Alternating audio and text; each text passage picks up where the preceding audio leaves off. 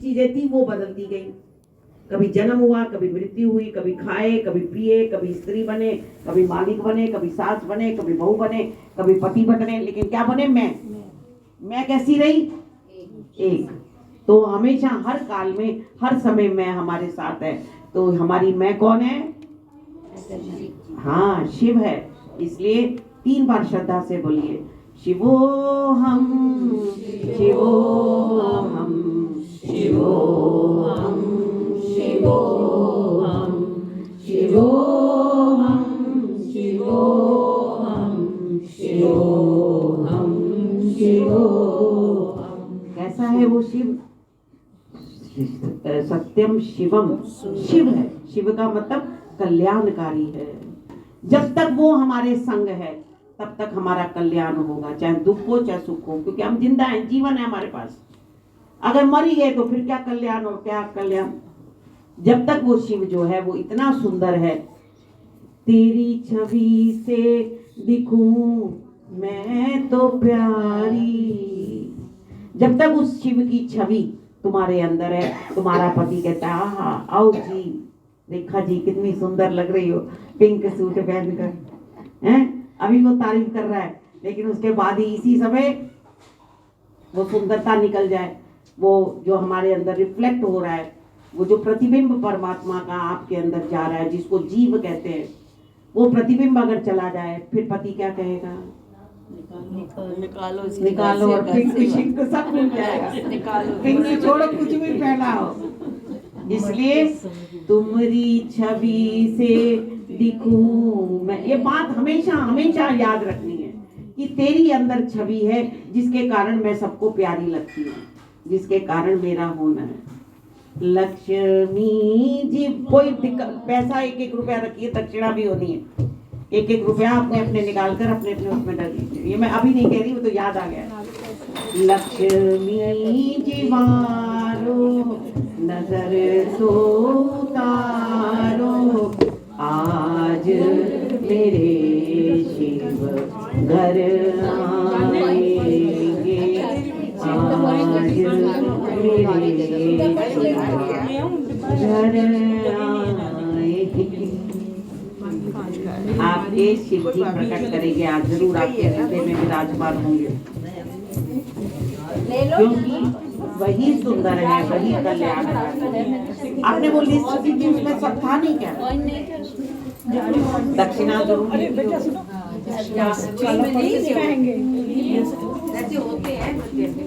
नहीं, सब चीजें थी उसमें, अगर आपका पुराना नाम गया हो।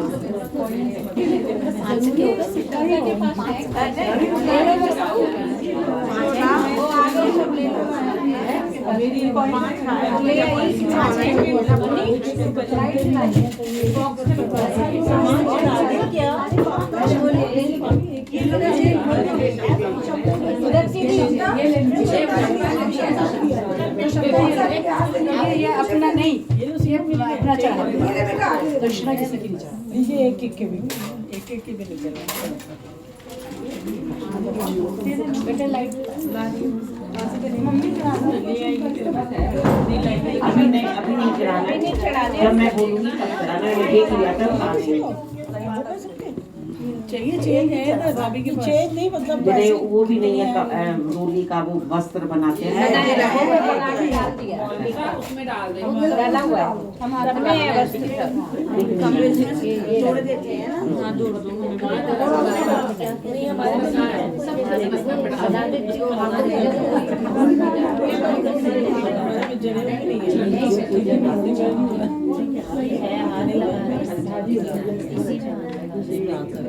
इसलिए शिव सत्य है,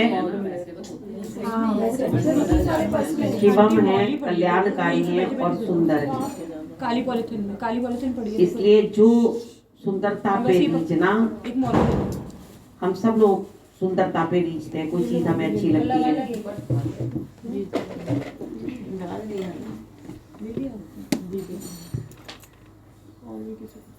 कुछ भी हमें अच्छा लगता है, तो ये हम सबका स्वभाव है। सुंदरता पे मोहित होना कोई बुरी बात नहीं है, लेकिन जिसको ये समझ में आ जाता है कि कृष्ण से सुंदर, शंकर से सुंदर कोई नहीं है, क्योंकि उसी के कारण सब सुंदर हैं। जितनी जितनी मात्रा में वो कम होता है, सेब गल जाता है, फिर आप उसको उठाकर फेंक देते हैं।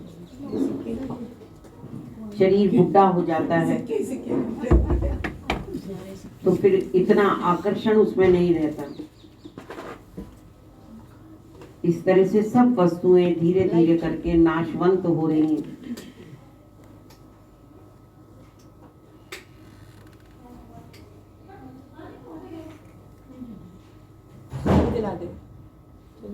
इसलिए अपने जीवन के रहते ही हम उस शिव को अपने अंदर प्रकट कर लें, उस शिव को अनुभव करें। अनुभूति की यात्रा है। शिव कोई आकार नहीं है, शिव आपके अंदर की निराकार कॉन्शियसनेस है।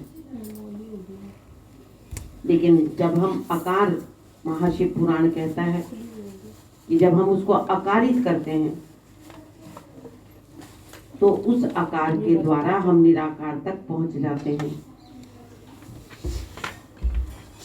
लेकिन आकारों में भी बहुत झगड़ा होने लगा। तब लिंग की स्थापना करी गई। भगवान ने अपने आप को लिंग रूप में प्रकट कर दिया और कहा कि झगड़ा नहीं, सब लोग, ये सबका है लिंग स्वरूप जिसकी आज आप पूजा कर रहे हैं, पूजन कर रहे हैं।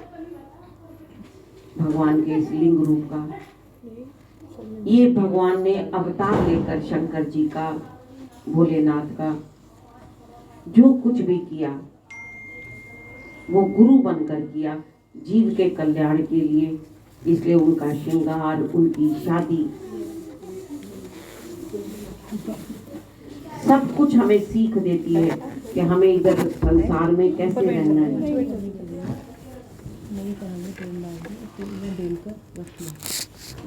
शादी बताई भगवान की। जब शादी हुई तो देवताओं को जरूरत थी कि भगवान का तारकासुर से परेशान थे कि शिव जी का जो पुत्र होगा वही तारकासुर का वध करेगा। ये देवी देवता सब स्वार्थी होते हैं। भगवान की कथा बताती है, शिव विवाह की कथा। आज के दिन शिव विवाह हुआ था तो थोड़ी सी उसकी भी बात करेंगे, भगवान के गुरु रूप की भी बात करेंगे कि भगवान अपने सब कार्यों के द्वारा, चाहे बाल रूप से प्रकटे तब, जब विवाह किया तब, सभी जो भी कुछ उन्होंने लीलाएं करी उनसे हमें गुरु बन के उपदेश दे रहे हैं। इस जगत में कैसे रहो, कैसा व्यवहार करो। इसलिए शिव जी का जब हुआ तो शिव जी बता रहे कि ये विवाह तुमको लगता है कि तुम्हारे लिए कर रहे हैं, लेकिन सबका अपना स्वार्थ होता है कि इसका वंश चले, मेरे घर में चहल पहल हो जाए, मेरे बुढ़ापे को संभाल ले, ये कर ले, वो कर ले, जो भी कुछ बात होती है। देवताओं को स्वार्थ था कि तारकासुर का वध करना है। तारकासुर कौन है? ये दुख सुख देने वाला। हम लोग भी तो यही करते हैं बच्चों की शादी कि अकेलेपन के दुख से मुक्त हो जाएंगे, घर में चहल पहल होती रहे। तो देवताओं ने सोचा कि भोलेनाथ की शादी है, लेकिन भोलेनाथ तो इतने ज़्यादा वैरागी हैं, ये तो तैयार व्यार होने वाले हैं नहीं। इसलिए खुद तो चले गए ब्यूटी पार्लर में, खूब अपना तैयार व्यार हुए, कपड़े पहने। शिव जी का कुछ नहीं सोचा, ऐसे ही होते हम तो तैयार हो जाएं पहले। लेकिन भोलेनाथ मस्त, कोई उनको शादी हो रही है तो ठीक है, शादी नहीं हो रही है तो ठीक है, संसार में जो मिले संतोष धन से रहो। ये शिव जी की सीख है। अपने मन में उसके प्रति आसक्ति ना हो। दूसरों के लिए अगर आप कर देते हैं तो वो परोपकार है जिसमें आप निष्कामी है। निष्कामी है भगवान भोलेनाथ, समझ गए हैं। और स्वयं भगवान ने आकर उनको कहा कि भोलेनाथ शादी करो। राम जी आए स्वयं। अब जब उनके गणों ने देखा कि भाई शादी तो हो रही है, लेकिन ये तो सब श्रृंगार करने निकल गए, तो भोलेनाथ का कौन श्रृंगार करेगा। अब जैसे शिव जी के गण, अब उनके पास तो कुछ था नहीं, तो सांपों से ही सजा दिया शिव जी भोलेनाथ को। छोटे छोटे सांप पकड़ ले आए तो बाजू बंद बना दिए, छोटे छोटे बिच्छू ले आए पकड़ के कहीं से कानों में पहना दिए, ऐसे करके छोटी छोटी चीजें पकड़ पकड़ के लाए, सेहरा बना दिया छोटे छोटे सांपों से, लंबे लंबे सांपों से। शिव जी भोलेनाथ को खूब तैयार कर दिया, बारात चल पड़ी। और जब बारात चल पड़ी तो ये सब लोग आगे आगे नाच रहे थे। गणों ने सोचा कि हम लोग पीछे नाच रहे, भाई हमारी बात है, हम आगे नाचेंगे जाकर, शादी तो हमारे शिव जी की है, भोलेनाथ की है। लेकिन देवताओं को पता था कि अगर पहले इनको देख लिया तो खाना पीना कुछ नहीं मिलेगा, सब भाग जाएंगे इनको देखकर, बारात ही बेकार हो जाएगी। इसलिए सज धज के देवता आगे ही चल रहे थे। तो जब आगे चले तो सबने कहा चलो तुम पीछे चलो। शिव जी के गणों ने कहा देवताओं को, हम आगे नाचेंगे, हमारे शिव जी की शादी है। तब उन्होंने कहा कि भाई तुम नाचोगे, लेकिन ऐसा है कि देखो जो जिनकी शादी होती है वो थोड़ा पीछे पीछे रहते हैं ताकि उनको एक मान सम्मान मिलता है आगे वाले लोगों को। तो ऐसे ही ले लेते हैं फॉर ग्रांटेड, दूल्हे के साथ चलोगे तो तुम ज्यादा अच्छे लगोगे।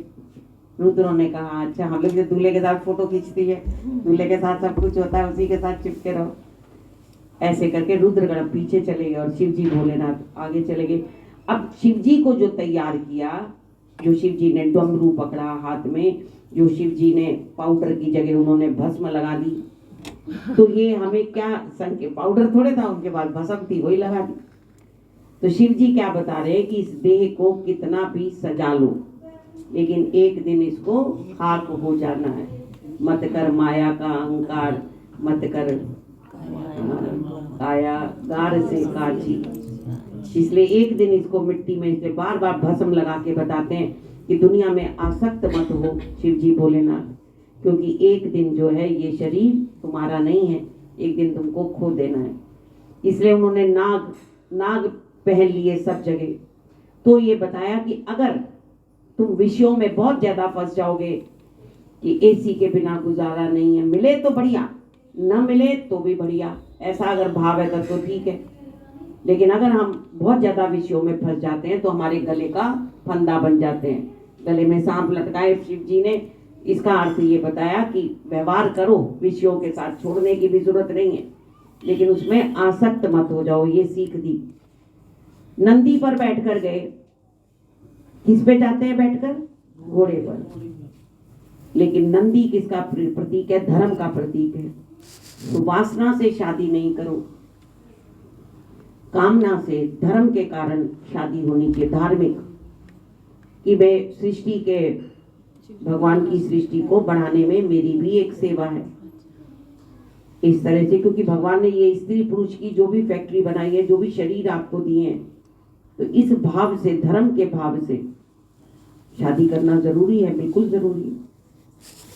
इस तरह से धर्म के भाव से, वासना के साथ शादी नहीं करो। इसलिए नंदी पर बैठ कर गए। शिव जी के मंदिरों में कछुआ देखा तो कछुए ने ये संकेत देते हैं, शिव जी के कछुए, वहां चले जाओ आप शिरडी के ऊपर त्र्यंबकेश्वर में, वहां इतने कछुए हैं, आपको आनंद आ जाएगा। जगह जगह कछुए से बताते हैं कि अगर भगवान शिव तक तुमको पहुंचना है तो अपनी इंद्रियों पर, जब संसार में व्यवहार की जरूरत हो तो इंद्रियां बाहर निकाल के जो व्यवहार करना है करो, जब व्यवहार खत्म हो जाए तो फिर उसको अंदर समेट लो। ये सीख दी।